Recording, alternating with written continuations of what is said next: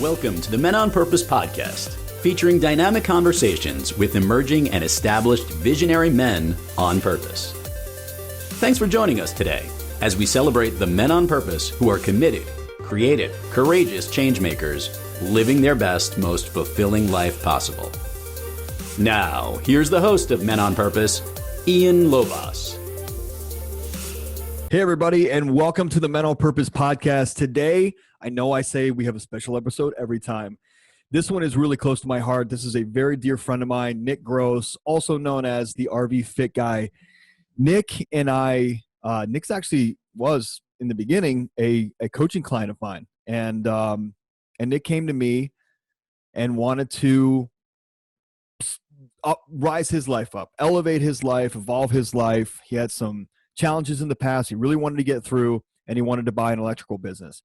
Well, fast forward through that, for those of you that know me or know Nick, you know, the RV Fit Guy program, the online training programs, the muscle building and fat loss, and just and ways to stay in shape for you know, specifically people who choose to live on the road, but also just for anybody now that Nick is fully online. I mean, it is honestly, it's very remarkable what he's been able to do in just 8 months of us working together. So I wanted to bring Nick on because honestly, he's such a good example of what it means to be on purpose. Frankly, just on purpose. The guy does not mess around. He takes coaching very seriously. He's an action taker. He works through his stuff, and he just gets it and gets after it. He knows what he wants, and he figures out a way to go after it. And he's got a great attitude, and he's very coachable. And Nick is a great example of what can happen with a very effective coaching program, and on the other side, a very open mindset, very coachable attitude, and a desire to go somewhere different than you are today. That's just that simple.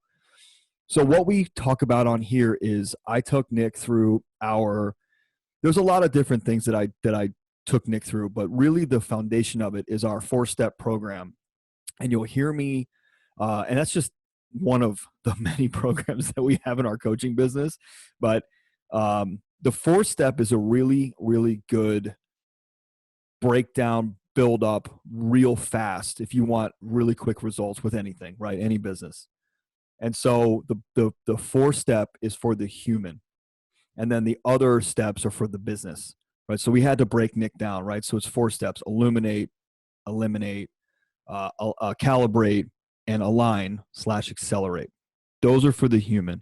Then we help Nick craft this whole business plan and model literally to get the freedom and the life that he wanted. It's freaking incredible. So because of this, I actually built a modified version of what I took Nick and a lot of our coaching clients through. I built a modified version in a course, and it's got videos that will help coach you through if you're just going through some stuff and you want to just start and just take a little bit of action. So the call to action right now is to go to our website, ianlobas.com, look for the button. It'll say free course. It'll say purpose-driven formula, 4-step method. Click that, right? And you got it. And you got it. Then the other thing I want you to do, because you're here and you're listening, is I want you to go to iTunes, make sure you subscribe to the Men on Purpose podcast, and make sure you give us a 5-star review if you really love it. And you can listen to Nick's episode and then give us a 5-star review. But look, Nick is an extraordinary guy. I've gotten to know him over the last 8 months. Since November, he literally was living at my house until the end of December, you know, almost, it was like 5 or 6 weeks. And then we traveled across the country together, driving the RV Fit Guy rig from Virginia to LA. Then we lived in LA together while I was building my business stuff out there. It's just an extraordinary dude. And if you're feeling trapped, if you're feeling like you're at the beginning of your journey, if you feel like you just don't know where to turn, I think Nick is going to give you some really, really key pieces of information on actions you can take, next steps you can take. I am always available if you need me. You can go to the website, ianlobas.com or menonpurposepodcast.com, click the apply button, and literally just book a 20-minute free session with me, with my wife, or one of our other coaches. Just tell us what you're experiencing, what's not working, what's working, just nice and easy, and we'll give you some advice and we'll help you through it. So just make it simple on yourself. If you don't have the life you want, if 2020 kicked your ass, if you couldn't get out of your own way, if you can't get out of your own way, if you want something different, if you want to be somebody different, you're tired of who you are, you know that somebody else is in there, you reach out. That's all you need to do. Just take that action. Just reach out. People who are on purpose take action. So check it out. I can never tell you that any episodes are my favorite, but I have a special connection with Nick. He's like a brother to me. We're like family. And I love being a part of this dude's life. And that's what is so fulfilling for me as a coach, is being able to say, like, I can help you achieve the life you want. As long as you do the work, like, I can guide you. And then seeing it come to fruition. I mean, Nick's just one example of hundreds that we help, but like Nick was just really close to us in the last couple months, last 3 months. So I thought that everybody would benefit from Nick's journey so far, and this, what he's doing with the RV Fit Guy business and program and franchise, and it's pretty extraordinary. So sit back and relax, get your notebook, get your notepad out. Definitely want you to take notes on this one. This is Nick Gross, the RV Fit Guy. Enjoy. All right, Nick, stage is yours, my friend. You got a lot to tell and a lot to share, and people have a lot to learn from your growth and experience and life so far, and it's a perfect place to share. Yeah, there's been quite a bit of experience. That's true, man. I'm first of all super grateful and excited to be here. Yeah, of course. I love this podcast you got going on, and I'm honored to be a part of it. Yeah. You're a part of my family now, dude. You just like, I know, right? This is your podcast too. Right. So as far as like a background on me, yeah. I came from a very loving family, you know, both parents, sister, dog, a cat, you know, pretty standard, middle class, Midwest family. You know, I'm from Michigan. Bit of a troublemaker as a kid. I was always in trouble, you know, the principal's office, detention, all that stuff. Not the best student, not because I wasn't smart, I just wasn't interested, which I think you can relate to that too. Totally. Well, it wasn't that I wasn't interested. It was that, well, one, the shit that they were trying to teach was boring and it was their agenda. Right. And two, it just wasn't pushing me enough. Right. Yeah. Right. Yeah. Same here. Challenging. So I played a few sports, but really my passions were motocross and the drums. Eventually after high school, I made it into like a world-class drum line, right? We competed against Japan and everything, and ended up 9th in the world, which I'm pretty proud of, because not everybody can say that they're ranked in the world for anything. So that was like probably one of my first major accomplishments. Sure. That I was really proud of. And in that time, when I was in that world-class drum line, I was my first year of college. I went to college in mid-Michigan, a business school called Northwood University. Yeah. And actually, by that time, I already owned my first business. I had already started my first business, which was a car audio business. We sold car audio equipment, remote starters, neons, all those accessories for cars. And it was right about the time when that first Fast and Furious movie came out. Oh, yeah. So it was perfect timing, and it was all online. I drop shipped everything, and that was like pretty revolutionary at that time. I mean, LEDs weren't even out yet. Oh yeah, right. That's 2000. That's 21 years ago. yeah. So I started that when I was 14. I ran it through that first year of college, and then I just kind of dissolved it. It wasn't really making much money, and it was getting in the way of my partying. so I dissolved that. And you were partying hard. Very hard. Like, you're partying fucking hard. Very hard, and I started at a very young age, like at middle school. Yeah. And it was kind of due to my environment, you know, that's what my friends were doing. You know, I'd go over to my friend's house and their parents would be partying out at the pool, and we're like, oh, that looks like fun, you know, so that's just what we were exposed to. That was kind of our programming, right? Sure. And then, so I went to 2 years of business school, and as I mentioned, I grew up in like a middle-class family. My dad, my uncles, my grandpa even were all electricians. And so I remember having a conversation with my dad, because I wasn't really sure like what I was going to do after I was done with business school. and we talked about going down the path, doing the electrical thing like he did, Sure. you know, which was the safe route, Safe you know, stuff, the guaranteed paycheck, the benefits, you know, the pension, Retirement, yep. all that stuff. But as we know, that all comes as a cost too. Yep. Your So, sacrifice. Yeah, so that's what I ended up doing. It was a 5-year program in Detroit, Michigan there. You know, worked full time. I made great money. And so that was from 2007 to 2012. Okay. And within that time period there, I got myself a girlfriend who I was super in love with, right? Yeah. Her and her son lived with me. And I mean, we planned on getting married after she finished her last year of law school. But unfortunately, that day never came because of, you know, some very unserving choices that I made, which was, we went out on a date night on the Harley one night, had a few drinks just like we always did. Normal night, just like we always did, and except for this time, we never made it back. We crashed. You know, we got in an accident, and I don't have anybody else to blame. There was no car that pulled out in front of me.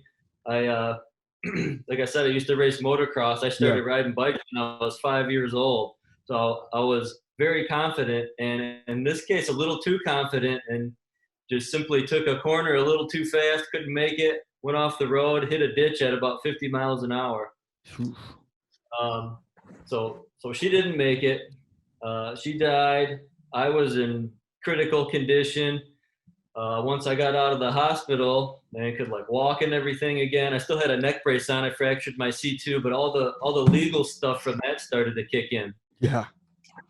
And long story short, I got charged with a OWI causing death and sentenced to 29 months in prison.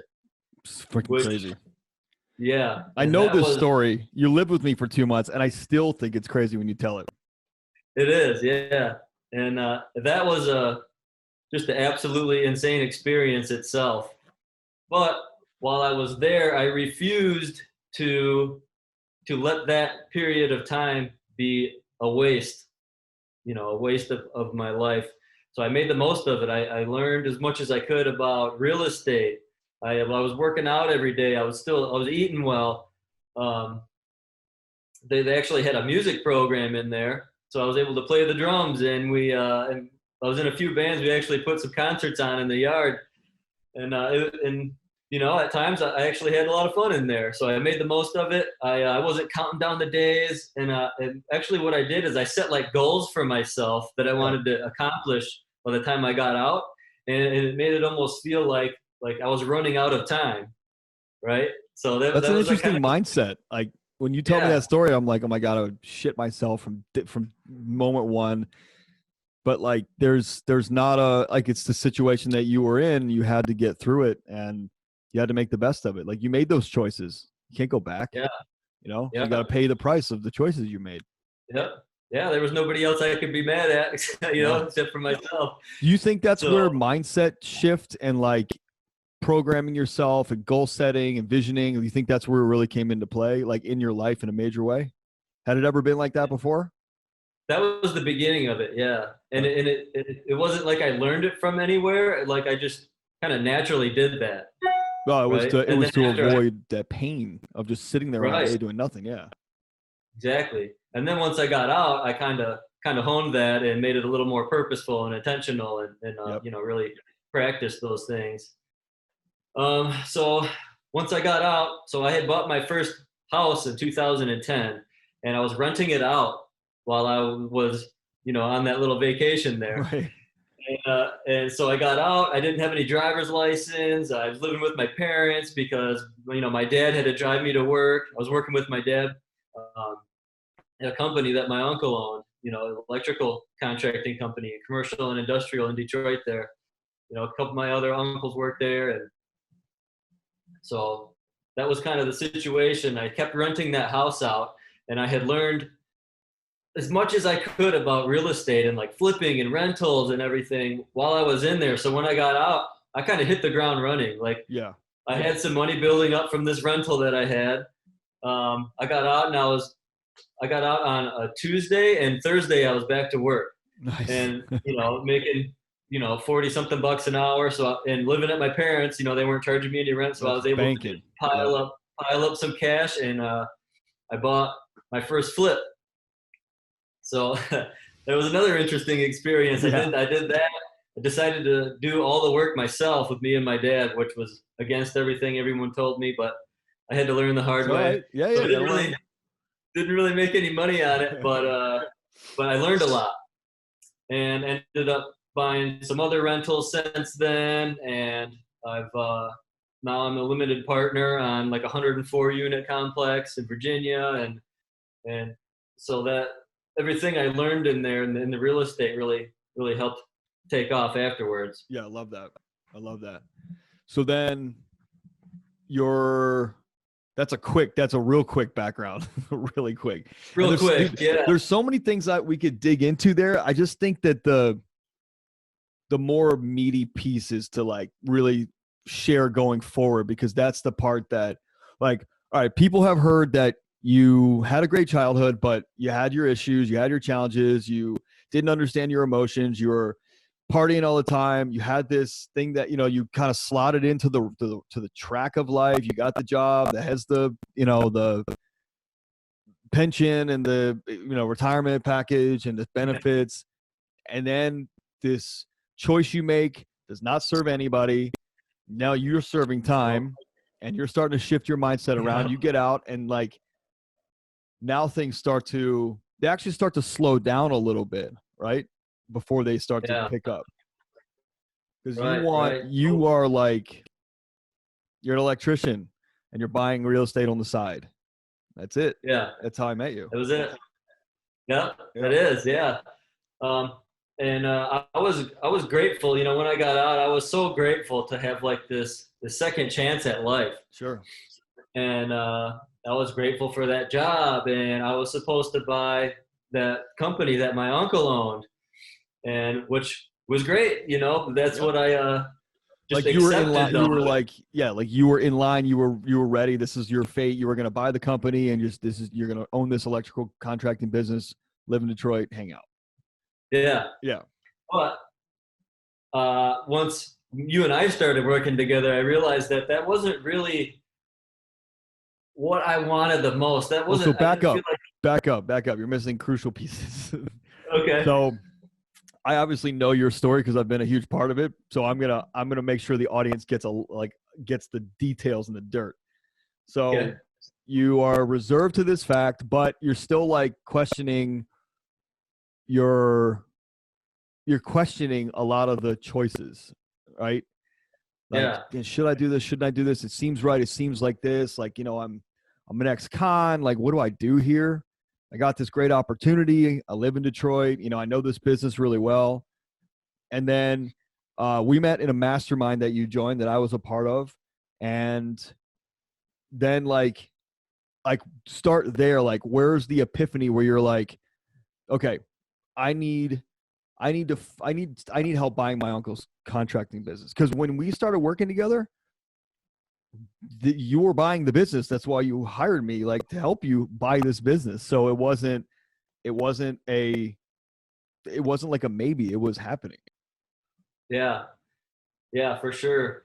So in that mastermind group, actually, one of the first time I saw you in that mastermind group, you were interviewing somebody, and I was like, who is this guy? Like, this is like me, and like just farther down the road, in life. And I'm like, I gotta know this guy. And eventually I reached out, and we eventually started talking. And after a year in that mastermind group, I'm like, okay, I learned, the mastermind group has taught me like lots of tools and resources and all this stuff. And I just felt like the next step was hiring a coach, because I needed to I'm like, all right, I need a coach or a mentor to for some one-on-one time to really help me implement these things that I've learned. the how. Yeah. Yep. So Yeah. I mean, And then, so that's when I reached out to you. and nothing against mastermind groups in general, but most mastermind groups, and I've been a part of a lot of them, they have their severe benefits and they have their severe detriments. Most mastermind groups can provide information and like understanding at a really high level, but then there's a trickle down effect through your own past programming, conditioning, patterning, and the way you operate inside, that when it percolates through, it doesn't come out the same for everybody. And that's a huge challenge. And that's something that I face in group coaching. Like when I have to do group coaching, like everybody's not going to get it the same like they do on one-on-one, especially a mastermind. You're never going to get it the same. It's just not going to happen like that. So like I felt the same way.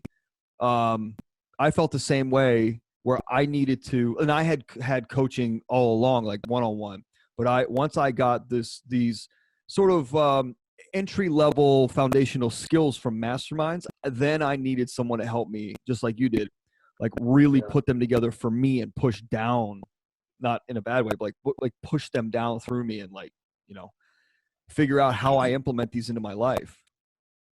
Yeah, for sure. And then part of that, like I had all this cool stuff going on. I got this good job. I got this real estate going on, but psychologically, I was still in a very, very bad place from everything I had just gone through, right? And I didn't feel like I could connect with people. Like I had like my one or two friends that I've had since I was, 5. And like shout out to I was Cheeks. cool with them. So shout out to Cheeks. Shout out to Cheeks. But man, he actually pushed his wedding back 2 years. Yeah. So I could be the best man in it. So that's saying something there.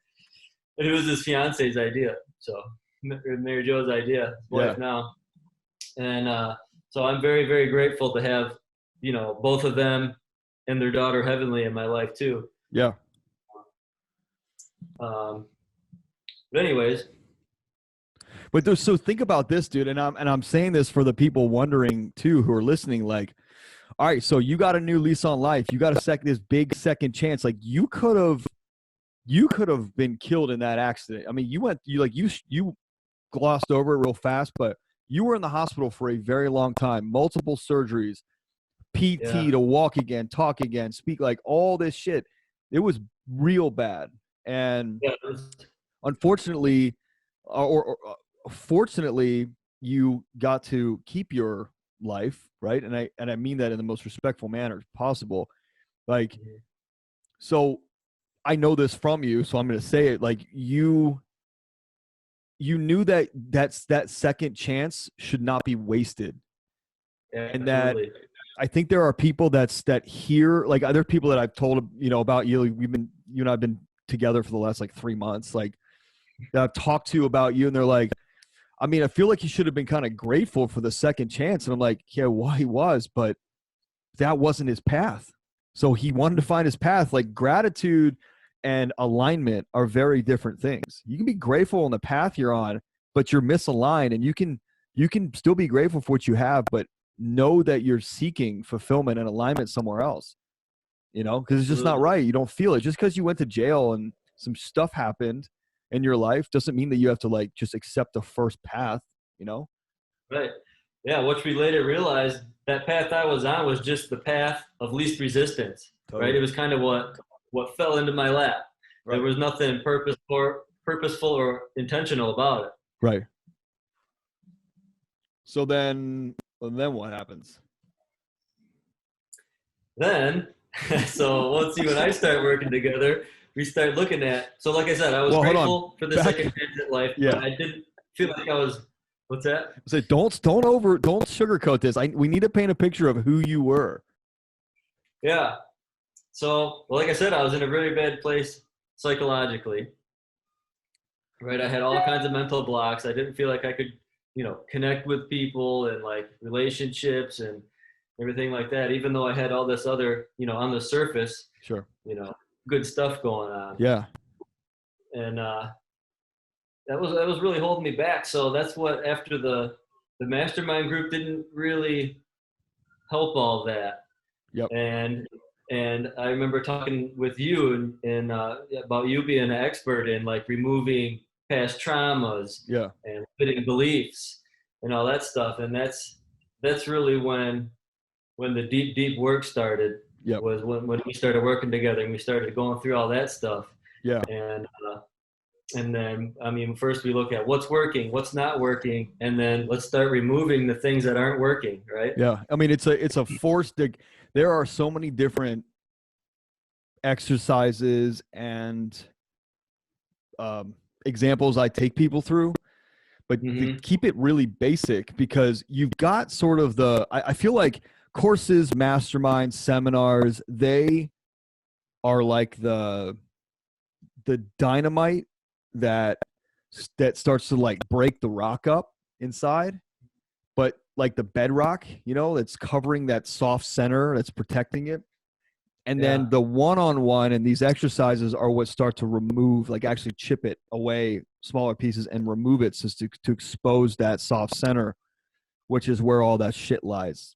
The past programming and the condition and all that, your history, all the stuff that happened to you when you were a kid. So like the 4-step that I took you through was, here's a shameless plug, I will be giving this away for free.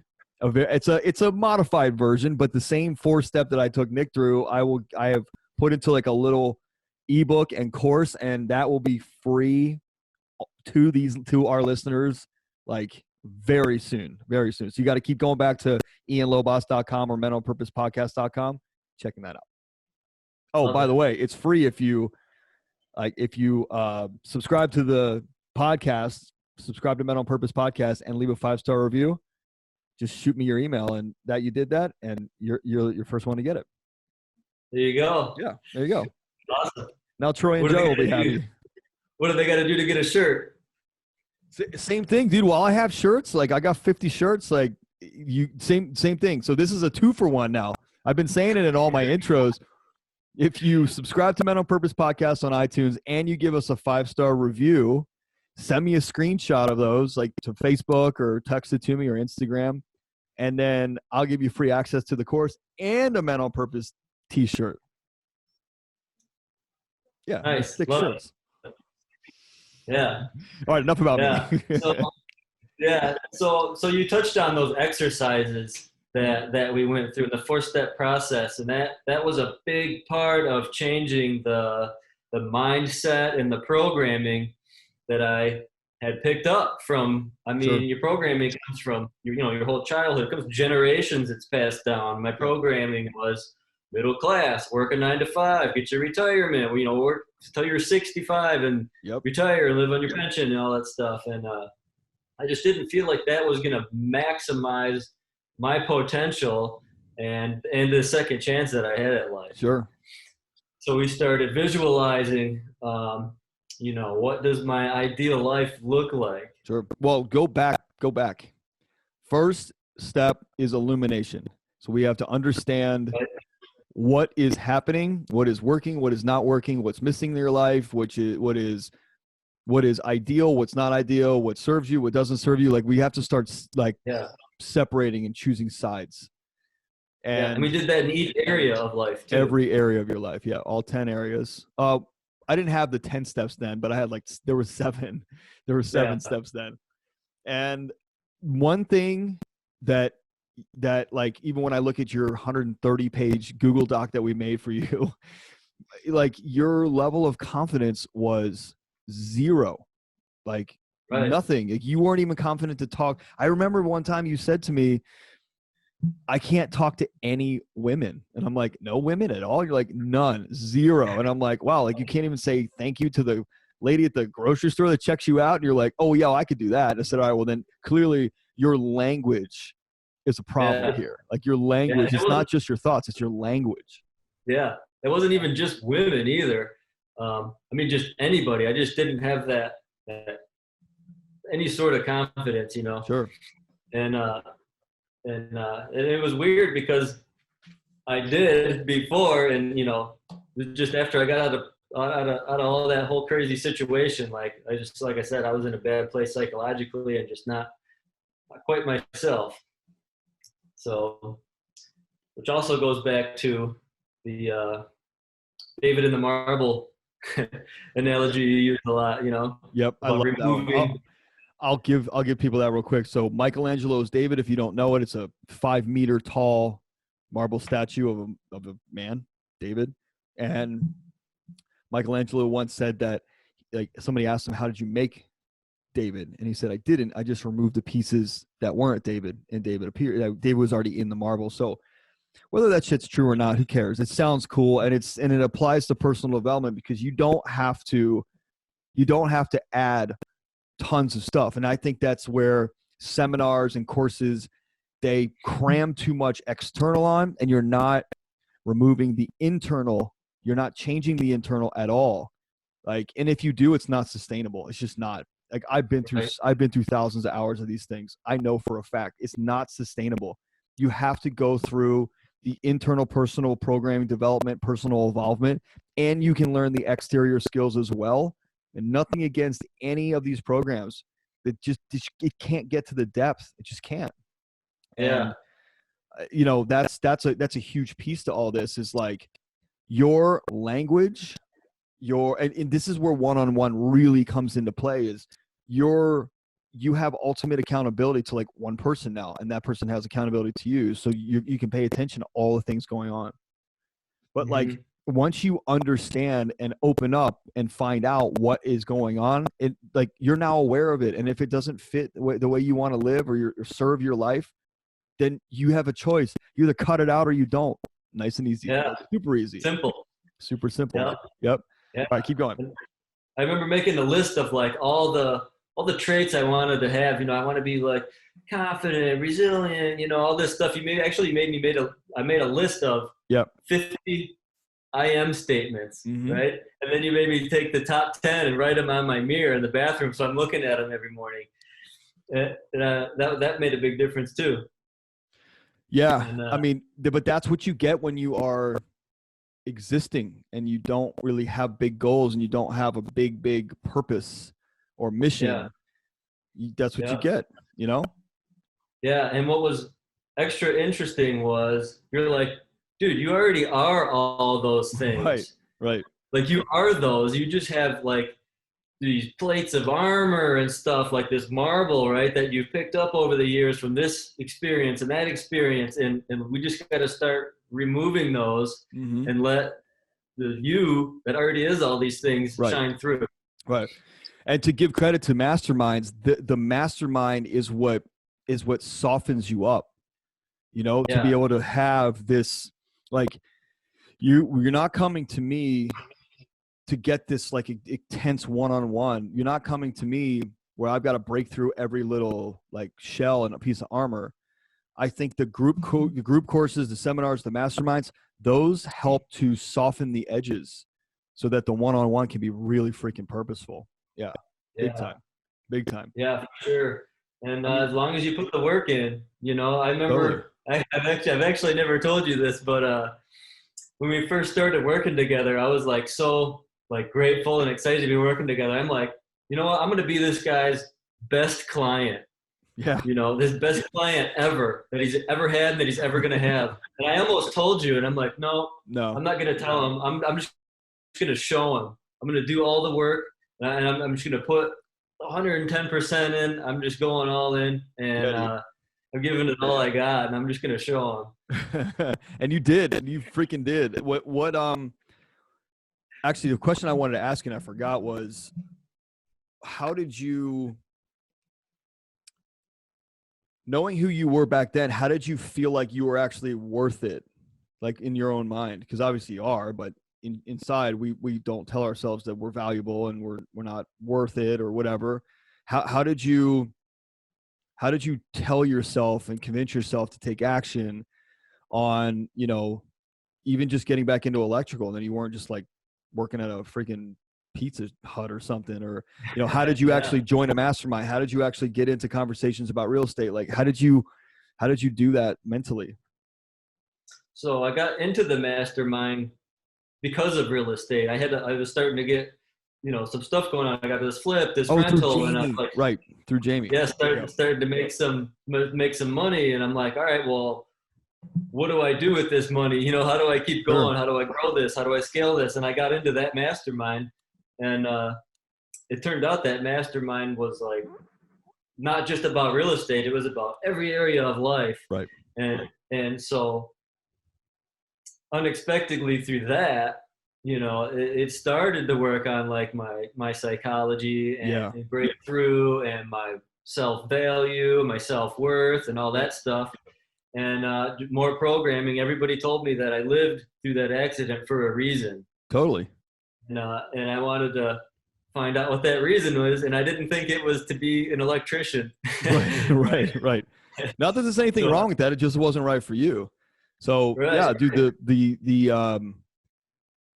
you got the base level, entry level, like super simple, like little shifts that helped you get to.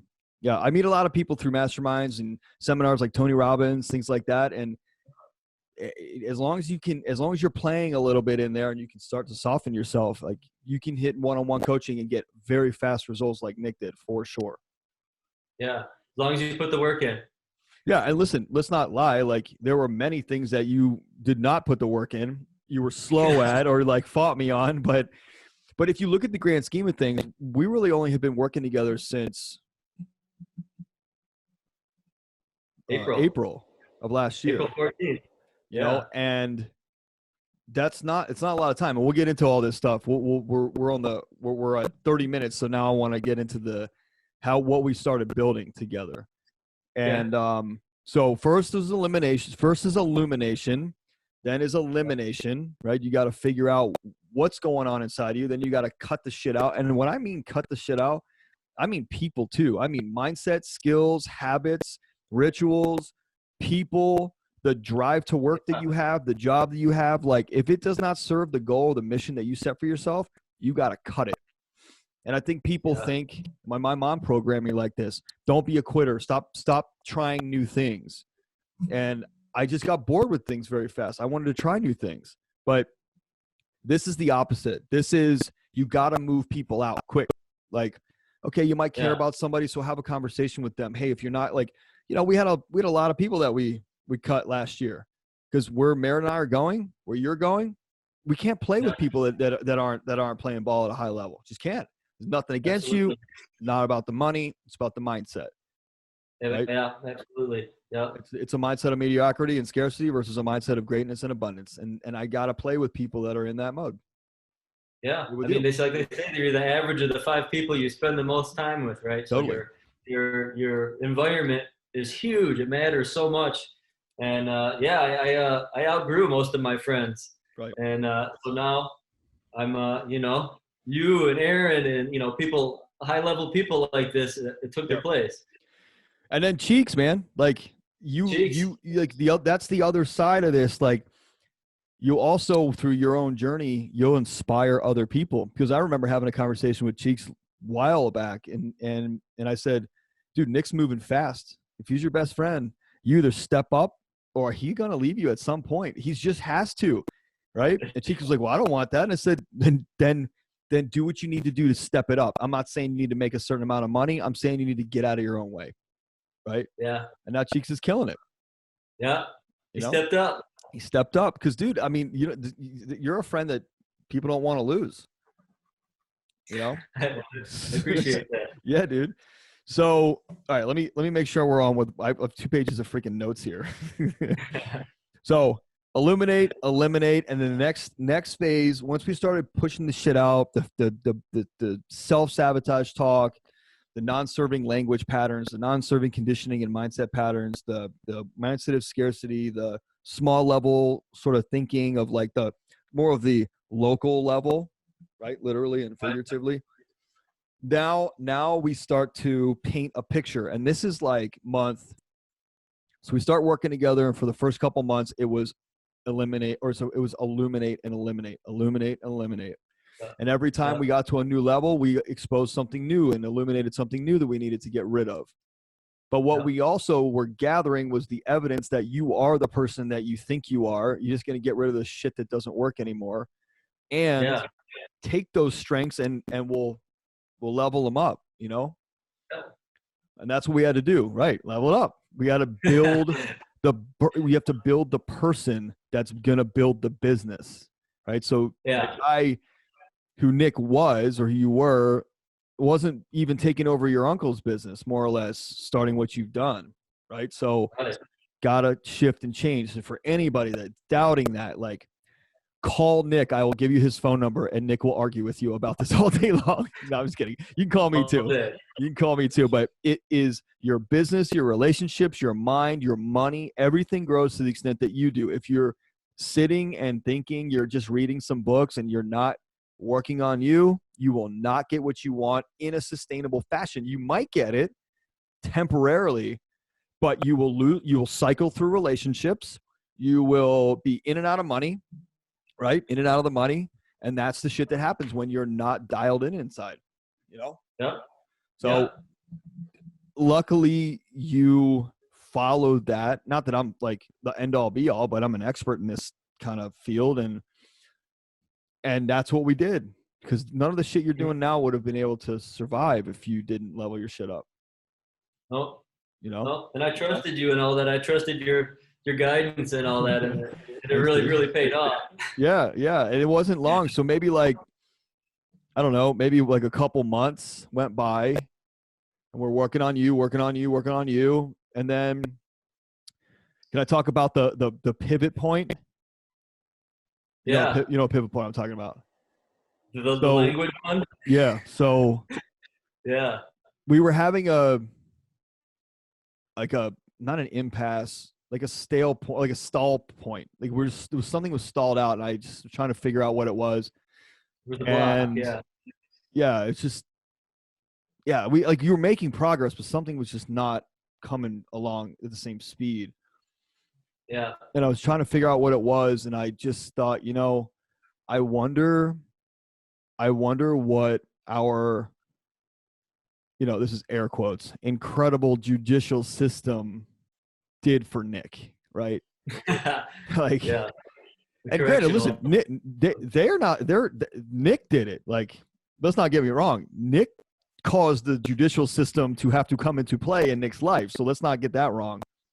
Yeah. I think like most people, in my opinion, in my experience that I've seen, it's not in the acts, it's in the language.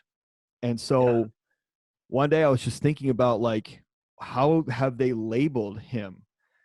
And I just said something to you, and you were like, "Fuck, man, I think that's it." And it was a turning point from that day forward. I remember it. It's in the doc. I forget which day it was exactly, but I said, Nick, like the state might say that you committed this crime, and that, there's this person died in your care, let's say, right? Right. But Nick did not go out that day and say, I don't give a fuck about anybody. I don't care if anybody died. Like, that wasn't you. And so you were programmed that those words that the judicial system uses around the incident that happened, that programmed you, and it just stuck in your mind. Yeah, it did. So go ahead. I remember specifically writing in the doc, you had me like write some kind of some statements and stuff, and like that I wasn't happy about, or that I felt like were like holding me back. And I remember the specific part of it where we changed the language was like, I accidentally killed, the love of my life. You know what I mean? I totally failed her. I totally failed her family, her son, my family, like everybody. I totally failed everybody, and I like accidentally, killed, which is not fucking light, dude. That's heavy stuff. And it was like, okay, like, let's change that language. Like, you didn't intentionally set out like to cause anybody harm. You made unserving choices. Yeah. Right. And that was a big turning point, because at that point I changed the view of myself. Yeah. Yeah. Huge. Yeah. That was a big turning point. I remember that day very vividly. And Yeah, I mean, think about that. Like for all of you that are listening, like think about Nick's extreme case, right? Murder, kill, like those are insane words of Yeah. negativity. But Yeah.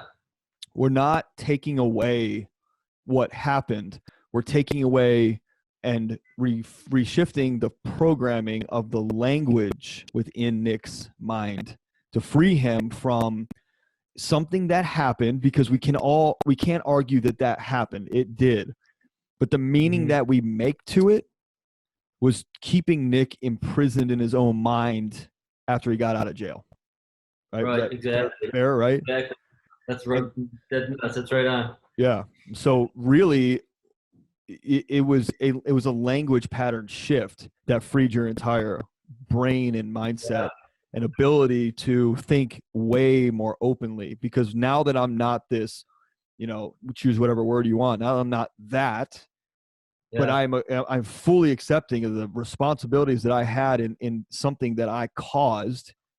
Yeah. And then ending it at that point, this happened, and then not having any meaning or language behind it, going to jail, doing your time. Now this thing is free and open for you in the future, right? Yeah. And that's when things exploded and the growth really started to take off Right. exponentially. Yeah.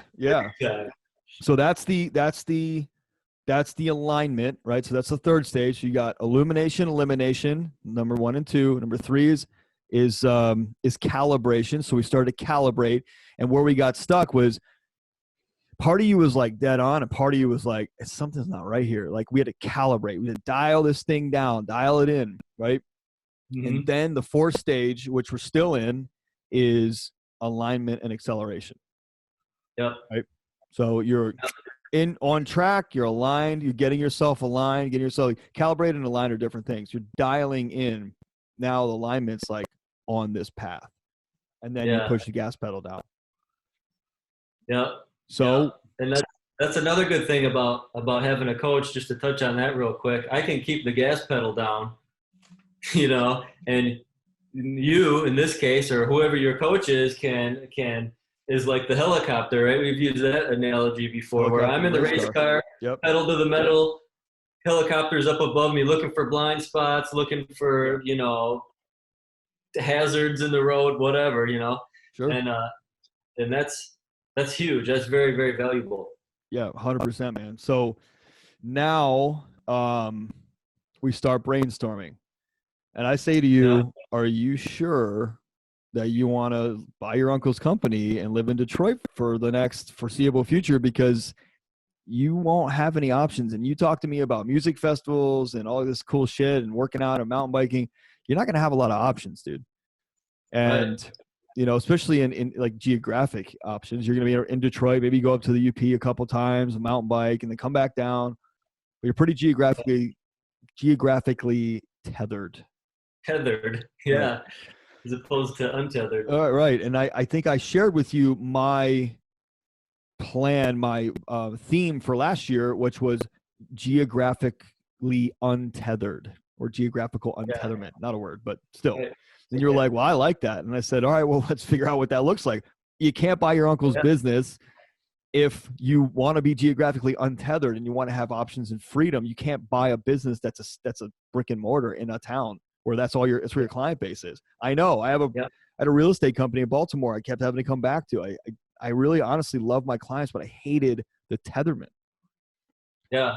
It was that freedom that I valued, which might have been from that time that I spent, sure, in jail and stuff like that. So I remember we started talking about what does the ideal life look like, and that was a big part of it, that freedom, freedom to go travel, work from wherever I want, whenever I want.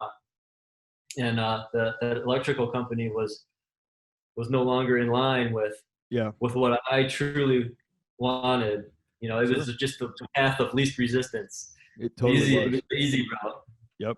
And look, let's call it like it is. Like, you're single, you don't have a family yet. Like, it was much less challenging to do this, but it's not impossible. Like, I've built tons of businesses with a family, with a wife, with the kids, like taking chances. So the next thing we did was just started having brainstorming sessions to figure out, like, visioning exercises to figure out, what do you imagine? What do you want to do? And then, we started, and we created a dating profile, which is not what you think. It was, this is like, how do you know, if you're thinking about a real dating profile, how do you know when the perfect person comes along? I think most people get this feeling inside and they're like, oh, this could be good. I get this warm feeling, but you're seeing that person at their best, day one, date one, interview one. So the dating profile for, career, job, business, lifestyle, we built a couple dating profiles for that because we wanted a very vivid, clean picture of, like, when you attract it in, this is when you say yes and no regrets because you've already built it. You've already designed it. Yep. And that's the coolest part of that exercise. Put myself in each one of those situations, like visualizing very clearly with all my senses. Yep. And so that way when it's there, you know it. And actually we did do one with like my ideal woman too. Mm-hmm. We did a couple with your ideal woman. Yeah. And then lo and behold, you were kind of there for it. Elena shows up in my life. Yep. And it's like, holy cow, I remember like realizing, with you, like, she checks all my boxes. Like, that's everything on here, like, and more.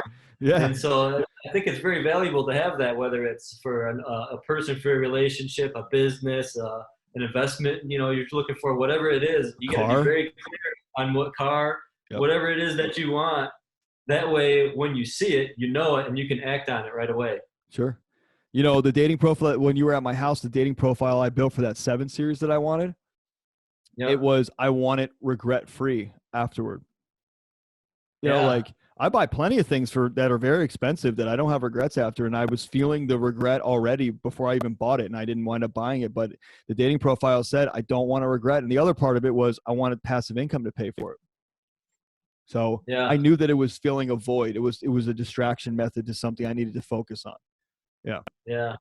So dating profile, I mean, anybody wants any of these exercises, like, reach out to me, ianlobos.com, click apply, book a freaking 10-minute, 20-minute call with me. It's free. It's easy. I mean, look, this suit. Yeah. I mean, take it from me. It's actually stupid not to. Stupid not to take me up on this. This is my bag. It's my passion. This is what I love to do in life. And Nick is a fantastic example of that. So, all right, next, right? We have Nick's entire life, who he is, what he wants to do. We have everything mapped out. Everything is designed out. Now we just start having to pick and choose the activities that will get you to one of these achievements, right? Yeah. And we start idea mapping the, like, okay, well, if it's not the electrical business, what is it? And I think we started with, where do you want to live? And you're like, I don't know. I haven't been to many places. And I said, all right, well, I'll give you my dating profile for where I want to live. There's 4 locations in the country, right? Yeah. And then you're like, okay, so we started building that. And then I think an RV came with that too. I remember texting you one day. I'm like, what if since I don't know where I want to go and I want to check all these places out, what if I buy an RV and just build a business that I can run from anywhere, So that's part of the dating profile for the business. I got to be able to run it from anywhere. It's got to be online. I'll buy this RV and travel around to places where I think it would be cool to live. Right. So we started breaking that down, because at the end of the day, like, you have to see, touch, smell, feel, taste your vision. You have to know what it's going to be like, because when you imagine things, you don't have fear, anxiety, pain, panic, depression. You don't have that in fantasy. So we have to really paint these extremely clear pictures of, like, I remember saying to you, like, okay, dude, I mean, you want to get out on the road? Like, just know you're going to be alone on the road. It's a very lonely place, even though there's a lot of cars and people around you. You're very lonely. You don't know anybody. You have to make friends wherever you go. I was just testing, like, and seeing your resolve on it. So that was pretty key to figure out, like, the logistics behind creating this life for you. Yeah. Yeah. And so we started thinking about, what is this business? Like, what are my passions? it's got to be online. We have some friends that have Amazon businesses, and that's actually how it started off, was an Amazon business. Yeah. Yeah. And it's like, okay, what am I going to sell on Amazon? Like, what are my passions? And since I was 14, I hired my first personal trainer when I was 14. And I've had multiple personal trainers since then. I've done multiple programs, trained friends and family. And it's just been a passion of mine ever since I was 14. Yeah, I love it. So that was an easy choice, right? So we'll do that. And then, so we were like, all right, well, can we combine this with the RVs? And so we started coming up with ideas. It was the personal trainer thing, I think, came after this, because it was like, I'm going to sell products from the RV. Yeah. First it was RV products. RV, like workout products for RV. Like I was thinking of like a pull-up bar that you could hook onto the ladder, and like, or the trailer hitch. All this stuff that would work. And it just evolved and evolved and evolved to, I remember like, well, what if you tear the bed out of the back room of an RV and build the gym back there? And I'm like, why don't I just get a toy hauler? I already got a garage in it. And that's actually where I'm at right now. This is my mobile gym in the garage of my toy hauler RV. Yeah, if you're not seeing this on YouTube, you need to see it on YouTube. Yeah. Man on Purpose Podcast YouTube page. Yeah, so, all right, next thing that happened, I want this to really inspire people, because this is important. Next thing that we did was we start. Oh, by the way, for any of you that think this shit takes a long time, this is June. We started in April. This is June that we're talking about, where we started talking about the RV and potential of selling products online. It's June, because by July we were somewhat mapped out, and I was in Detroit with you after I bought that car in Indianapolis. I was in Detroit with you looking at RVs. That was July 9th. Yeah. And when we first started working together, you're like, what are the 3 major areas that you want to work on and improve on? I said business and career, relationships, and contribution. So that's where the personal trainer part kind of came in and was in alignment, because that's how I can contribute and give back all this knowledge that I've accumulated since I was 14 and everything. Like, now I can give that back and have a positive impact on people's lives while I'm traveling around and living my ideal life. Totally. It's perfect alignment. Yeah, I love it, dude. So it was. And then at that point, I felt like I had a purpose. Yeah. Right. Up until that point, that was part of what was wrong before we started working together, was I didn't have a sense of purpose, or like a sense of direction. You didn't have a mission. Didn't have a mission. None of that. Yeah. Well, that was the other exercise that we went over. We talked about the visualization. We call it VMP, the vision, mission, purpose, in that order. Vision is what you see as possible for yourself in the world and the world itself. And by the way, these are my definitions. So if they're not yours, it's fine. Just adapt mine or use yours. It doesn't matter. Just get your freaking vision, mission, and purpose out on paper. Mission is what you see as what the world looks like when you've accomplished your mission or achieved it. And the purpose is who you are on the mission. So purpose is not a lawyer or a doctor or an RV traveler. The purpose is who you are. So, the words to describe your purpose describe who you are being: kind, compassionate, angry, sad, excited, enthusiastic, whatever. Right. So we painted that very clear vision of like 6 months from now, you're sitting in X and you're loving life, and this is what it looks like. So we're painting that future projection of who you are and what you have, so that you're living now into that. Yeah. Right? Yep. Yeah. We painted this picture, like this is what the company can look like. Now who do you have to be to make that happen? And there was a lot of growth that had to happen there, with like the Facebook videos. Like I was too nervous to even make a Facebook video at one point. And, that was an area of contention. Nick, listen, to everybody listening, this sounds like a whirlwind. Like, oh my God, Nick's just like decided this thing, and then all of a sudden just built this. Like, no. Nick was a challenge. Like I was a challenge to my coaches, and everybody's a challenge to their coaches. That's what growth is. You're uncomfortable as shit, and this person's pushing you. Yeah. And I guess what happened is I got comfortable being uncomfortable. And so now, the Facebook videos, none of that, putting myself out there is an issue anymore. I actually enjoy it. I love it. Sure. Yeah, because you know that your purpose is to be contributing and sharing and helpful and whatever other words you want to use, verbs and adjectives. Like, so when you have that purpose, pushing record on a live video is very easy because you're like, well, I know I'm not doing this for nothing. And I know that the people are going to get something from this. So I want to be a contributor to society in some way. So this works. And if people judge this, then they're judging me being kind and giving back my knowledge. F that. Yeah. They're part of the elimination. Yeah. Right. Yeah. I mean, and just like you're saying, if like this video I'm about to make like reaches one person and has a positive impact on their life, it's totally worth it. So pushing record is easy, totally worth it. Yeah. So it was branded workout equipment. We started researching, I remember seeing some videos that we were looking at together where it was like truck drivers who had like little workout routines and they were putting them on YouTube, and travelers. And then it was like, okay, well, let's do TRX straps, or let's do some workout gear, yoga mats, and let's make a thing that goes on your hitch, and it has a bunch of different, rings and bars and shit on it. And then I think very naturally, and just in a conversation, you were like, you said something like, what will we name it? How would we, who would I be? And I said, well, you're the brand.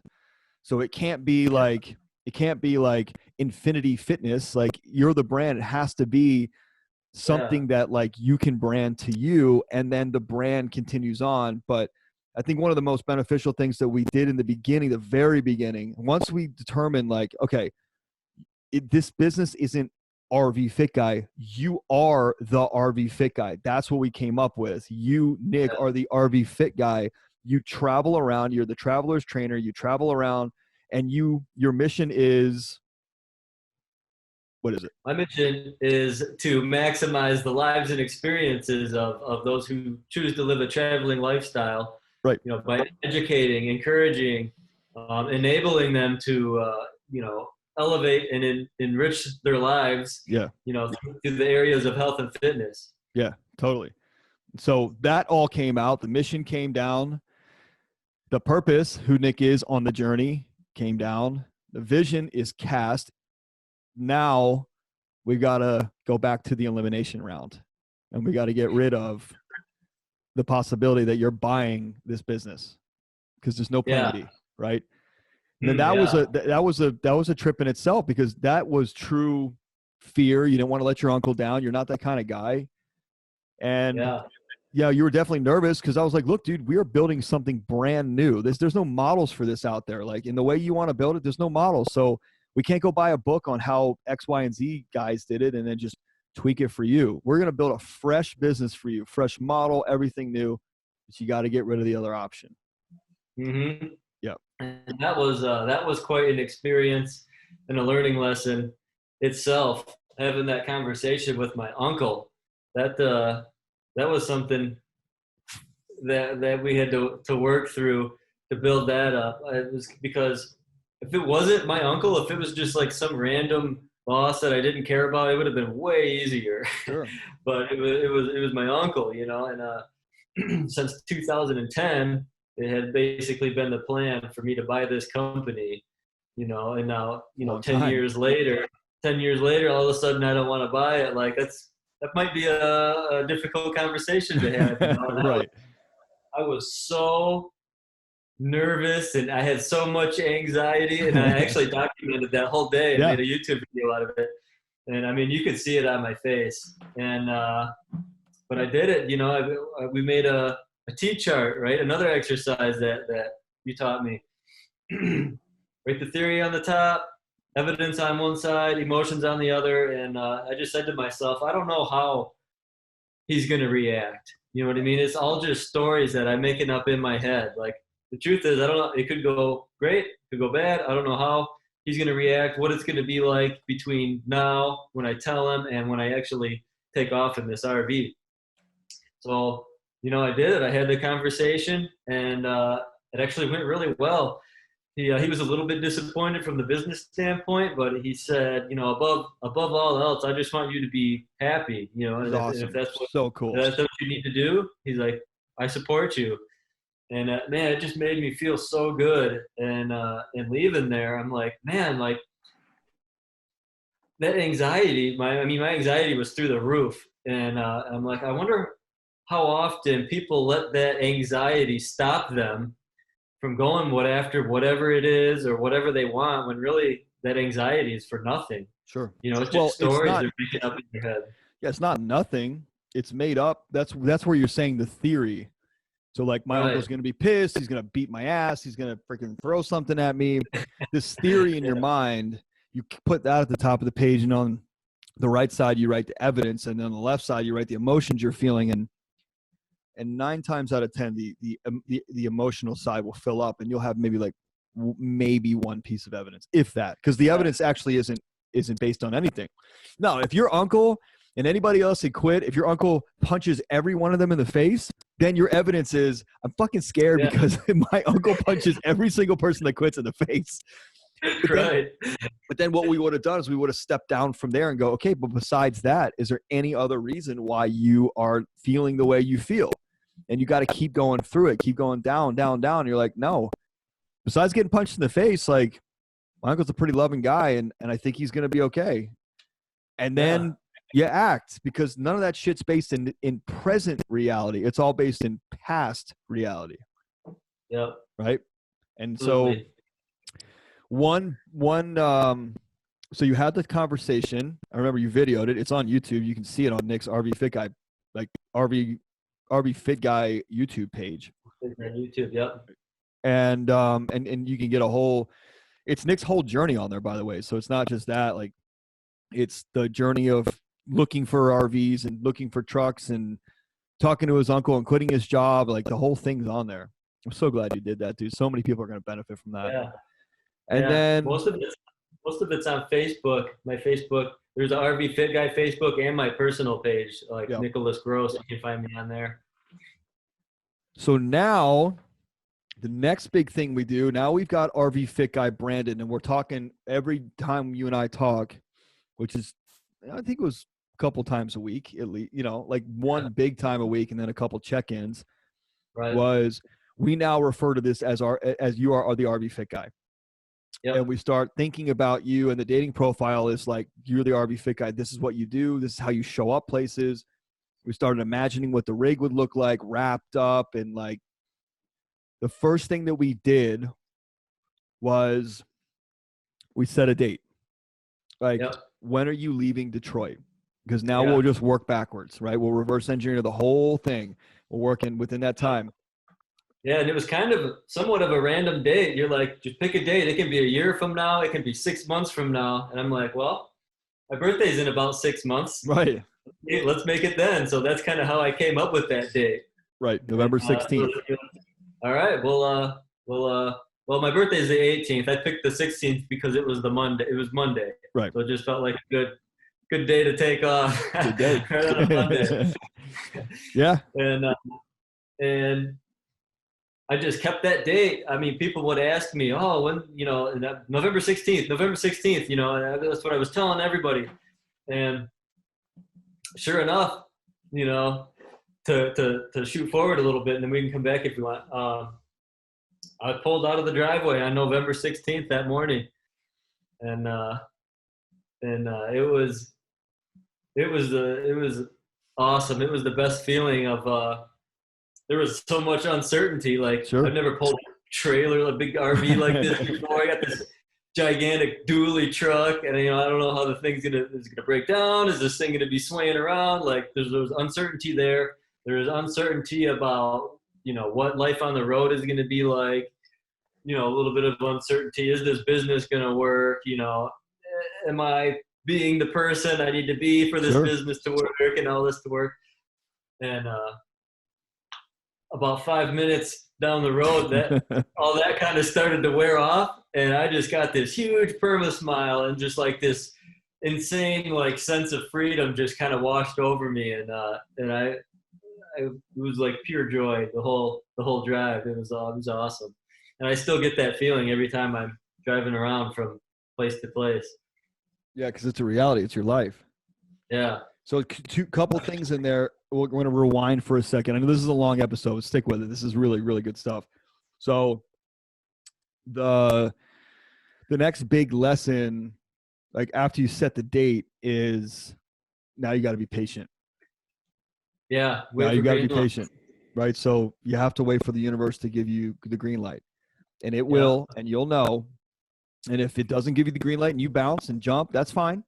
But you know that alignment, calibration, and acceleration in a sustainable manner comes from the universe's equation with you, not you working against it. And so there were, once we set the date, we then started to cast out everything that needed to be built. And by the way, like this isn't small. This isn't like Nick buying an RV and just going on the road. This is the entire business plan, all policy and procedure manuals, roles and responsibilities for everybody involved, including me. This is all your equipment, financing, funding, literally, like you're creating a business from scratch. And we didn't just create a business from scratch, because I said, dude, this business plan is okay, but this is you're gonna have a job for until you don't, right? So let's create a franchise model, which is what I love creating businesses, and especially ones that you can scale out or scale yourself out of. Let's create a franchise model so that other people see this brand and what you're doing, and then they want it too. And then you start to work yourself out of it. You're still the RV Fit guy, but you're the guy that built the company. Like you're Papa John. You're not making pizzas anymore. Yeah, and I absolutely love that part of it, because now I've done all this work and I've tested the waters, right? And I've basically paving the path for any other trainer who wants to travel the country. Sure. I've got it all figured out. Like, here you go, push play. Here's what, the policy procedure manual, you making money from day one. The interesting piece is, and I get calls every day from people. They're like, hey, can you help me with this? Hey, I want to quit my job. Hey, I own a business and I need to scale it up. And one of the easiest pieces is that it doesn't matter who you are or what you do. It's all possible, because it's all about human psychology. And, I have CEOs, I have electricians, I have people who own businesses, like real estate agents who own, big real estate teams that want to scale up. It doesn't matter where you are. It just matters that you have the drive and desire to go somewhere different, totally different business, quit your job or and start a business, or take your business to the next level. Because most businesses, in my experience, are stagnant. Most businesses are stagnant.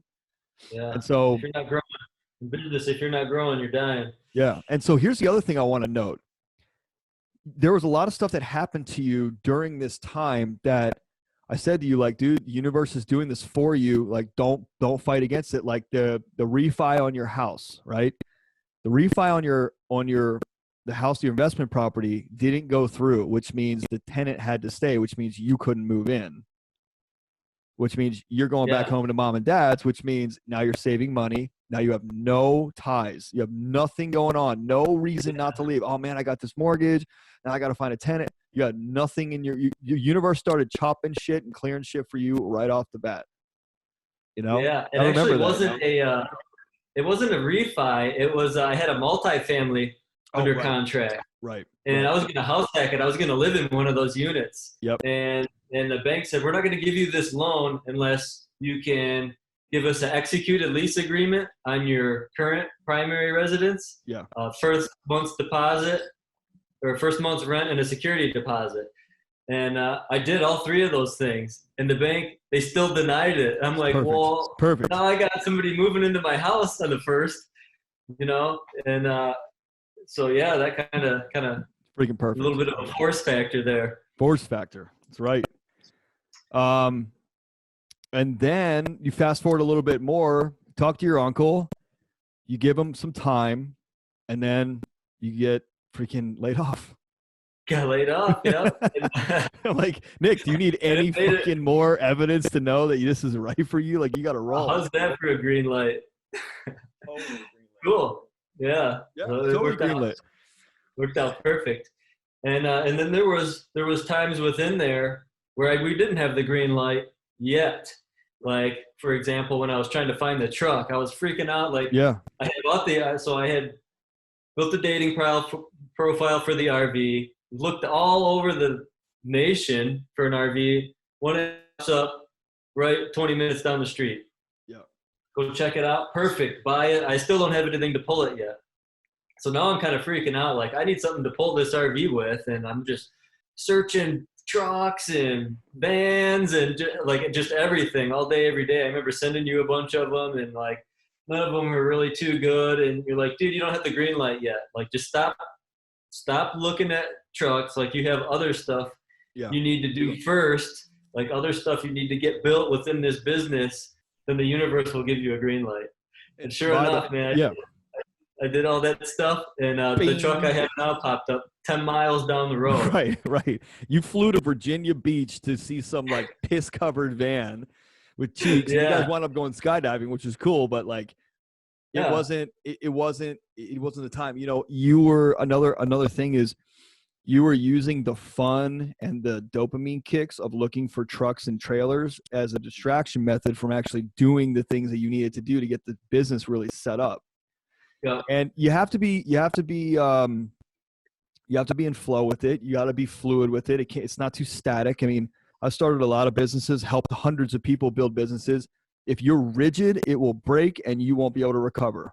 But if you're in flow with it and shit happens and stuff changes, especially being on the road, it's the only way to be.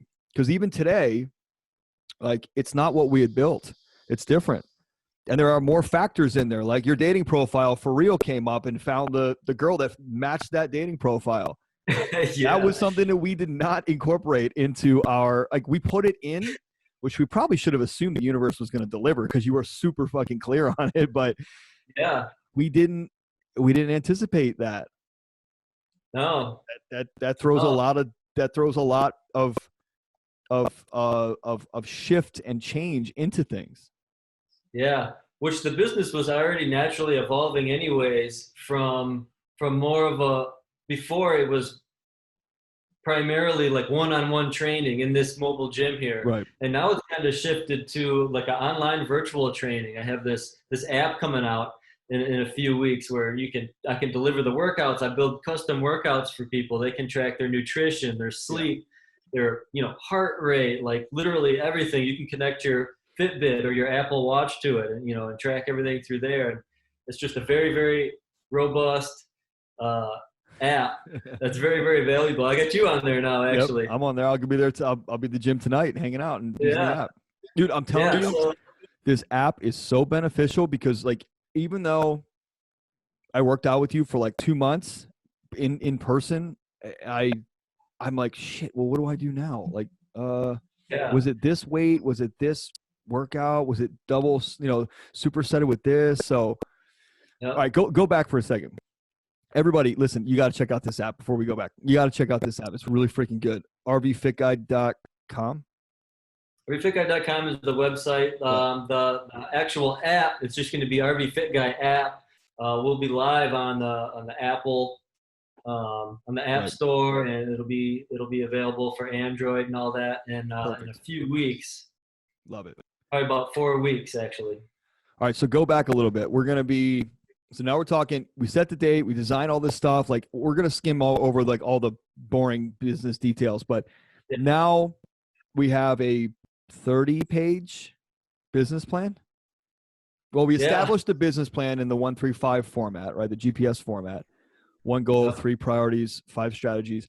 Then we started building the actual plan, the micro, right? The 1-3-5 is a macro. We started building the micro with the franchise model available. Like, I'm talking from, like, we built this so it got so deep to where, like, these are the clothes you wear for these different areas. This is when you get up. This is when you do your bookkeeping. This is when you do your this. This is how you keep the rig, like, clear. You don't have to make any choices. If you want a franchise, an RV Fit Guy franchise, it's already thought of for you. And Nick's out there on the road breaking the models and systems to make sure that it doesn't break for you. Right. Yeah, I'm testing the waters just to make sure. So you said November 16th. I'm making all the mistakes so you don't have to. That's right. It's the McDonald's theory. So November 16th, you said it. You came to one of our front runner events in the beginning of October in Deep Creek in Maryland. And it was weird because it was like, I saw you and I'd never met you before July. We'd worked together and created the RV Fit Guy stuff before I came and saw you. Saw you in Detroit in July, then saw you again in October. And then I was like, you're like, look, I'm heading south to Florida. So I'll once we get all this stuff done. And by the way, like that last 3 weeks was like, holy shit, we got a lot to do. Like keep making lists, keep having checklists. This is the stuff that goes in the RV. This is the stuff that you need to get done. You need to get your, any licensing stuff. Oh, by the way, you didn't have a license. That was another universe. That was another big green light. Yeah, I didn't have my driver's license yet from that charge. My license was suspended. So I had to have a breathalyzer on my car for a year. Well, I had a 2-year parole. Then I could get a car, and I had to have a breathalyzer. Then I had to go through all kinds of court stuff. I had that for a year, and ended up being about a year and a half. And just in time for all of this, I got all that off of my car. I got my full license back, and it was able to actually make it happen. Yeah, dude. So that's that. And then we're reverse engineering from November 16th back. And then you fast forward and it's Sunday night and you're rolling down here the next day. And I was like, just come here, hang out with us for a little bit of time. And then you were it was the 16th I thought it was the 13th. Oh, it was the 16th. Through the 29th, because I was leaving for LA on the 29th of November. So you're going to stay with me till Thanksgiving. And because I said, like, what are you going to do? Hang out here for a couple of days and go on the road for Thanksgiving? Like, just stay here, hang out. Yeah. And you wound up staying here for 5 weeks. Yeah. Totally, we had a blast. Yeah, it was fun. It was awesome. It was clearly planned. Clearly planned by the universe for you to be there. Because I always tell people. Planned it, but we didn't, because your LA trip got canceled. And then now Ellis wants me to stay for her birthday. Right, and then, right. Okay, now your birthday is 6 days later. And then, all this stuff just keeps, okay, well, now the wrap company to wrap the RV isn't going to be ready until this day. Right. So I'm like, all right, I'll stay here till this date and then drive down to Virginia, get the truck and trailer wrapped and all that. Yep. But it was you got like this full one-on-one experience, but we really established a very deep friendship within that time. So it's still not the same. Like I'm sitting in my basement right now and I want to walk out and be like, what's up, Nick? It's cool. It's nice to be around other like-minded people, especially when you're building stuff. Like I'm building, obviously I'm always building the podcast, building it up. And I mean, it was mothballs when I got it. Like it was about to be scrapped and I had to take it and revamp everything. My coaching business, our front runner business, like a bunch of other stuff, our stuff in LA. It's, that environment. It's nice to be around other people building. So anyway, you hang out here for a couple weeks and then I'm leaving on the 29th. You're going to leave on the 29th, but COVID spikes up in LA and my wife is like, I don't want you to go. And she doesn't voice up like that very often. So I just was like, okay, I'm going to call powers to be and tell them I'm not going. So I pushed the trip to the end of December. You stay through probably the 21st of December hanging out. And by the way, dude, we did so much shit together. It's insane, isn't it? Worked out every day. We just do. But remember, I have a very purposely designed life. I don't I do what I want. Yeah. That's that freedom. Yep. Food, experiences, Wedding Crashers, the place where the Wedding Crashers was filmed in St. Michael's and DC. Yeah. So now, and then the whole time I'm there, you're talking about California, LA, like how awesome it is. And I'm like, dang, man, I gotta check this place out. And so I was gonna go down the East Coast to Florida, but I'm like, you know what? You need to go to LA. I want to go to LA. I'll just drive to LA and you can ride with me. Yep. And so that's what we did. Yep. But here's the thing. There's some other things in here. Surrender is that universal green light thing. Patience, trust, faith, surrender. That's the universe's green lights. That's what that means. So you got to have faith and trust and be patient that the universe might take a little time to get all the pieces together to deliver for you. And it will. If you're in alignment, it will. Like you follow those steps, illuminate, eliminate, calibrate, and align and accelerate, it will happen. I 100% guarantee it. I have hundreds of clients that it happens for. The only reason it doesn't happen is when you're in your way. When you haven't eliminated enough, you haven't gotten deep enough, you're not doing the work enough, that is when you don't see the results. And I have that shit happen in my own life too. So it's not like I'm some saint. Yeah. So I just want to. You have to let the universe. You have to let the universe know what it is you want too. Sure. You know, through journaling, visualization, meditation, stuff like that. I think that's an important part of it. And the other part of that is you have to share your vision with everybody. Yep. You know, like I shared my vision about California with you every freaking day you were here. I share it with everybody. There's nobody that knows me that doesn't know that I want to move to California. Nobody. And that's a major accountability piece for me because I don't want to be like, oh yeah, sorry, it didn't work. Yeah, it's a little too hard. Universe just hasn't greenlit everything yet. So I'm just being patient. So share your vision with everyone and the universe will reward that because you also never know who you're going to share with, who can help you in some capacity. You know, you just never know. Yep. So, and then celebrate your wins and what you've actually accomplished so far. Like quitting your job, writing your business plan out, writing your policy and procedure, getting your license, finding the RV. Like those are things, the mirror work, right? Sitting in the mirror and going, I did this shit, man. Like, look at me. I did this. This is amazing. I'm not surprised because I knew I would do it, but let's celebrate the fact that I did this. I took action and this happened. Yeah. You know? Absolutely.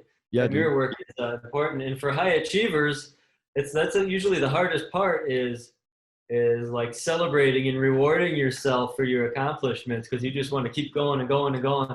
But it is important to stop and look at the progress you've made and celebrate that. Sure. I know there's a lot of people that say don't ever look back. However, I'm a firm believer. I want to check in. I want to see where I was. I know where I was in my mind, but I want to look at my journal and see who I was on this day last year, what I was writing. That's my handwriting. Those are my tears sometimes on the page, you know, like I want to see who I was and what I was thinking. And clearly 1 year later, like I'm in the position I'm in today because of who I was then and who I promised myself I was going to become as I future projected and shared my vision and was patient for the universe. And I set a date, you know, like I did all these different things. So then you went ahead of it, but like then the trailer shows up. The trailer's freaking right down the street from you, like 5 miles away. Yeah. And then you're scrambling about truck, and then this truck shows up at a dealership that you went down to look at another truck, which is right down the street from your house. Yeah. I went to go look at another one. The dealership the salesman didn't even realize he had this other truck. It just came in on a trade-in. They hadn't even cleaned it out yet. There was dog hair all over the inside. So me and I had my dad with me. I took it for a test drive and I'm looking at him. I'm like, I really like this thing, you know? And he's like, me too. And so we're like, all right. I'll take it. I love it, man. And it's a badass truck. I love it. It's a big dually F-350. It pulls this trailer around no problem. Well, you rode out here with it in it. Yep. And then like, dude, there's so many things that are now happening. So while you were at my house, you built what people can see on YouTube. You built the rack. You built the gym in the back of the toy hauler. We did a lot of work on the trailer, getting the trailer ready, you know, stocking stuff up, making lists of stuff. And then it was like, well, look, I'm going to California December 29th. And you were like, well, shit, I think I'm just going to go to California. So, well, then I'm not going to fucking fly. Might as well drive with you. I love driving across the country. Plus, with COVID and you know, we have our bed, bath, toilet, kitchen, everything behind us. Yeah. It was perfect. It was awesome. It was all designed to be that way. It was all designed that way. You know? Yeah, and one of my favorite parts of it is it happened right during New Year. Yeah. Yep. So we got to celebrate the New Year in action on the road. Yep. Heading right for our dreams. Right. Yeah. Heading And pointed west, vision in sight. We were in like Salem. What was it? It was I don't know, something new. We were in New Mexico. Yeah. Some like random town in New Mexico. Somewhere, tumbleweeds blowing around. Yeah. But that was like all this stuff, and dude, we can't talk about it and paint a big enough picture in an hour and a half. We just can't. Yeah. It's so much bigger, but like,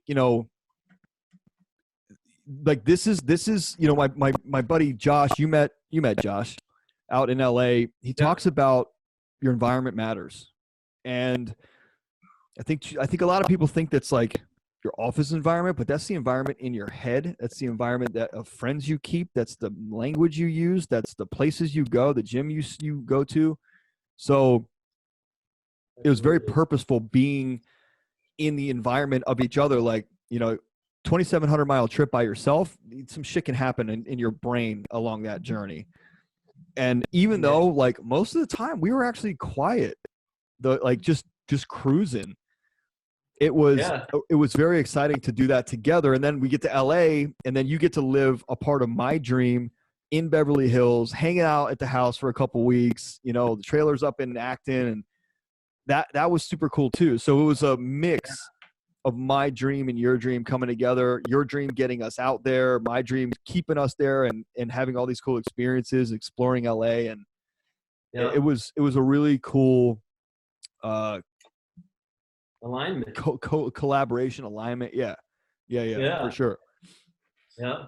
So now this is what RV Fit Guy looks like now. Tell us. Yeah. Now it is, like I said, it's like online virtual training. It's through this app. So I can deliver these custom workouts based on wherever you're at in your health and fitness journey. Wherever you want to go, I'm going to build the custom program that'll get you there and provide the one-on-one coaching to do a lot of this stuff that you and I did to build this business, right? Remove those mental blocks and those limiting beliefs, and okay, why aren't you doing these things that you should be doing to live your best life and be the best version of yourself? So I can deliver these custom programs, videos, everything, and there's like weekly check-ins, so we can go over the past week's workout. Anything need to be modified, anything, any unnatural pain, where the weight's too easy, too heavy, whatever. So we build out these custom programs and break through, remove all the limiting stuff that's keeping you from getting to your goals. Yeah. And so now there's a Facebook community, a private Facebook community for all the RV Fit Guy clients to support each other, encourage each other, challenge each other, talk about the struggles you're having, and kind of work through them together. Share recipes on there. Everything. Just it's a safe place to interact with other people on the same journey as you. Love that. And one thing I love that you're doing is taking something that we talked about the first time we spoke, which was if we don't help the person evolve, the business won't evolve. It will, but it's not. It's only it's short-lived, and the short-lived could be a week or a year, but it's not a sustainable model. Same thing goes with trainers. And don't get on me for that. Don't send me hate mail. But I'm saying trainer as in any coach out there. If you hire a coach specifically to help you, build a system like a CRM for your sales business, or I don't know, whatever it is, right? Help you with Facebook ads, lead generation, fine. But when you're talking about a business build, a whole shift in life, like if you're 150 pounds overweight and you want to get the best life possible, it's not the gym, it's the mind. right? Gym's You can't just go a small part hire of a it. trainer that helps you work out and pushes you to run, because the moment that you go home and you feel like crap because you didn't hit a goal or something, like the habit and patterns that you have with food and using food as whatever you use it for, just comes right back. So Yep. the thing that makes Nick exclusive and different, like it makes me in my business, is we are helping elevate and evolve the human within the business, or the human within the workout, not just helping you work out. Like Nick's not going to say to you, yeah, I can help you lose 30 pounds and get 4 pounds of muscle. Nick's going to say, I can help you do that, and I'm going to help you also clear out why you've been overweight for 30 years. Yeah. You know? Yeah. So it's a lot of lifestyle coaching too, Right. building healthier habits and routines is very, very important. So wrapping this thing up, dude, we're at an hour and 29 minutes. All right. We got this whole business build, California road trip. We saw all kinds of cool stuff. We camped out on the trailer along the country. We're driving this big rig across that's wrapped in the RV Fit Guy logos, and the whole thing's wrapped, the truck and trailer. So if you haven't seen it, go to the RV Fit Guy Facebook page, group, Nick's page, the YouTube. And yeah, dude, what do you want to say in wrapping up? Like, we'll do another one of these. So I just wanted I wanted you to share your story, because I think people are going to really benefit from it. Yeah, well, that's the whole reason I was so excited to be on here. Really, is to just to kind of show people, like, it doesn't matter what you've been through or where you came from. I didn't come from a super successful background, family, or anything like that. I got that middle class programming that's been passed down for generations and generations, just like everybody else. I mean, there's nothing special about me. I just put the work in to change that programming and everything. And I've been through, some really horrible situations, and even with all that, it's still possible. Anything is possible. Like, we are so limitless. And I just hope that I can open people's minds to that and inspire people to go after their dreams, no matter what their background is or what they've been through. Yeah, I love it, dude. Well said. And all we're talking about here primarily is the last 8 months. You think it's really just the last 8 months. Of that. Yeah. Explosive growth and trajectory. So, are you happy with that? I'm happy, man. Good. Me too. Love it. Me too. Me too. I think what comes out is supposed to come out. So, dude, this is definitely been awesome. Thanks for being on here. You're like I said earlier, you're part of the family. You're like a brother to me now, and it's so cool to be a part of your growth and journey, and really in your life for so long. Like, you're gonna need to figure out a way that we can see each other when I come to LA next week. But dude, I love it. So listen, if you want to find out more about Nick, RV Fit Guy, you can go. It'll all be in the show notes. I'll put everything in there, including Nick's Instagram and social media handles. So menonpurposepodcast.com or ianlobos.com. You can find literally everything and anything you need to know. The free course that I'm talking about, that's going to be on there very soon. I just don't know when we're going to launch it. We're just tweaking some final videos. But it'll be me coaching you through the exact same things that I coached Nick through in an abbreviated fashion. Obviously, Nick and I have spent 8 months together so far. But it'll be a 4-part series with videos, with coaching that take you through the illumination, elimination, calibration, and alignment and acceleration phases to maybe just tweak a little thing in your life. And then if you want to call me and you want to have a conversation like Nick did, then you hit me up, and it'll be well worth it, I guarantee, because I like to make all the conversations very purposeful. Super easy. You know what I'm actually going to throw into, like, just for your listeners, is a 14-day free trial of this app if it's something that you're interested in. Okay. So if that's something you're interested in, you can email me at nick@rvfitguy.com. Perfect. And I'll get you set up with a free 14-day trial so you can check it out. Nothing to lose, but I'm betting you're going to love it. I like the confidence, man.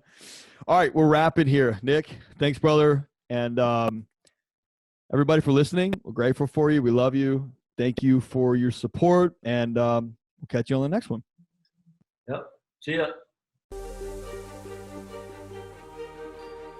Thanks again for listening to the Men on Purpose podcast, where our mission is to educate, elevate, and activate every man to truly live their best, most fulfilling life possible. To find out more about the podcast, our guests, or becoming a man on purpose, visit menonpurposepodcast.com and choose your most purposeful path forward.